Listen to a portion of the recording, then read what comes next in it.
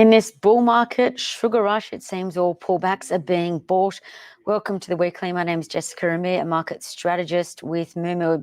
Well, there's lots of opportunities about, but first, before we get to that, let's talk about what is happening in global markets, with markets hitting new record highs this week, with investors perhaps binging on a sugar rush goodie bag, buying stocks with strong momentum.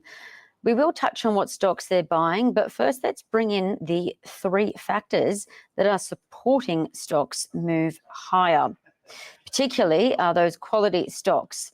So we're seeing central banks continue to cut interest rates. The ECB cut interest rates this week for the third time so far this year.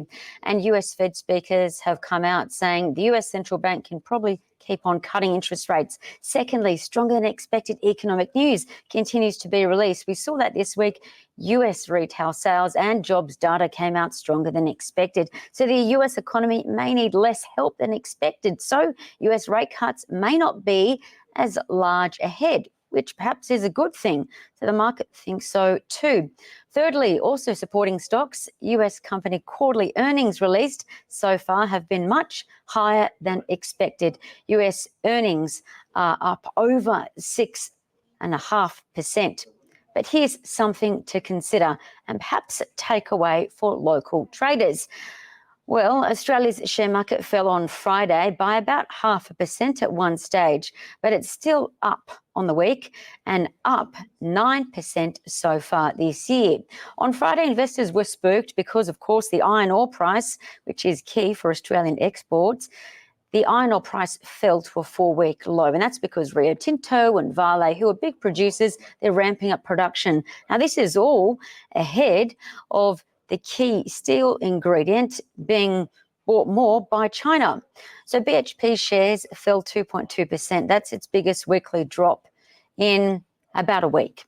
So do keep an eye on iron ore stocks over the next couple of days, and particularly next week. Fortescue Metals reports earnings. Keep in mind they make most of their revenue from iron ore and China.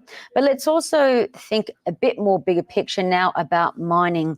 What other key commodity prices have moved? Well, gold cracked a new record all-time high. It's now the best performing asset this year, up 30%. Gold producers do report next week, setting a runway for perhaps higher levels of earnings for gold companies. So you'll probably need to watch Newmont as well as Northern Star, who report next week. So I think their outlooks will be pretty bullish, given the outlook and the runway for gold is likely to be gold is headed for more upside, and that's because we've got central banks cutting interest rates and concerns about debt levels rising. So gold is headed for higher ground. But if you do want to know what to buy and you don't know what to buy, why not use ETFs? Maybe consider S&P 500 ETFs, given that every single pullback that we've seen over the past 2 years has been bought, and the pullbacks don't last long, particularly because US earnings continue to grow quicker than expected and far greater than Australian company earnings are also reporting. But if you are looking at stocks and you want to be stock specific, you don't have to go too far for inspiration. Let's bring up some inspiration now into the mix and have a look at some of the best performing stocks that are up this year and also over the past year on year. We can see that when we do have market pullbacks, indeed in the US, we've seen investment managers buy quality stocks. Maybe they're going on a spending spree, whatever you want to call it. It seems that fund managers are almost buying almost everything and anything that has got strong momentum. And we can see the stocks that have got strong momentum are in the top 10 here. We can see the S&P 500 up year to date, and we can see that's the first column in green. On the far right, we've got year-on-year returns. We do know on market down days, investment managers have been buying the dip. And this is quite typical of what happens in bull markets. Quality stocks do typically recover over a couple of days or maybe a couple of weeks. Let's take NVIDIA, for example.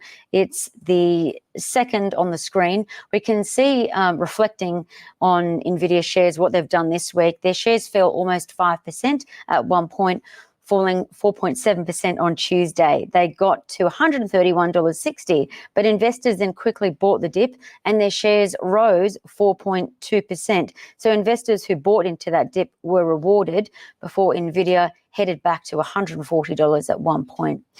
Vistra is at the top of the page. That's another stock to watch. Their shares are up 257%. They've indeed outpaced Nvidia. But this week, Vistra shares have fallen, and it's one to keep on your radar. Lastly, let's have a look and pause on what Moomoo traders have been buying and selling this week and why. Let's have a look at the top 10 most traded stocks and ETFs. We can see Nvidia again at the top of the page. It seems that FOMO is rife. Nvidia shares appear to be breaking out though.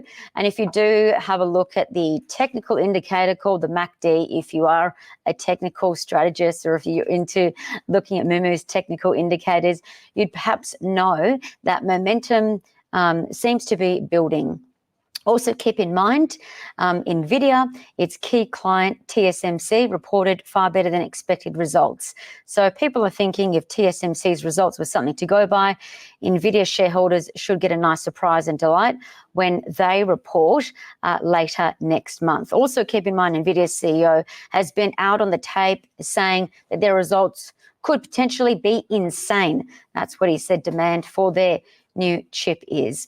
What's really interesting, though, staying in chips, ASML, yes, they reported disappointing orders. Half of their orders were met in terms of what the market expected. But given TSMC, they reported far greater than expected profits. We're starting to see investors move out of semiconductor ETFs and be really more selective and perhaps cautious, and instead favour companies in the chip space that are growing their earnings and have got bright, optimistic outlooks. Perhaps that's why we've seen buy orders at Moomoo increase in TSMC and Nvidia this week.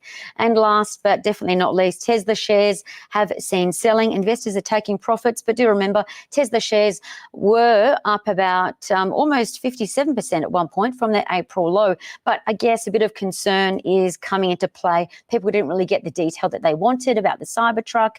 We're also lacking to get concrete information about Tesla's newer, cheaper model. So that's why we're seeing Tesla shares pull back. Meanwhile, if we do have a look, there's plenty of data coming through to suggest that clients are continuing to buy into China-facing ETFs, particularly with the China ETF yen being another key most bought ETF at Moomoo this week. Of course, China has rolled out more stimulus, but that's something to consider. Do you buy into the pullback of on days that we're seeing the Hong Kong Hang Seng and the CSI 300 fall?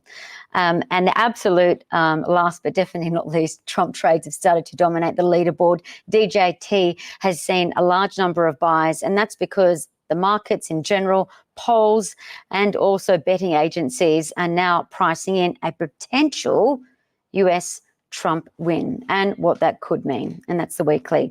Plenty of trading opportunities. Stay safe. Happy trading. Have a good weekend. See you Monday.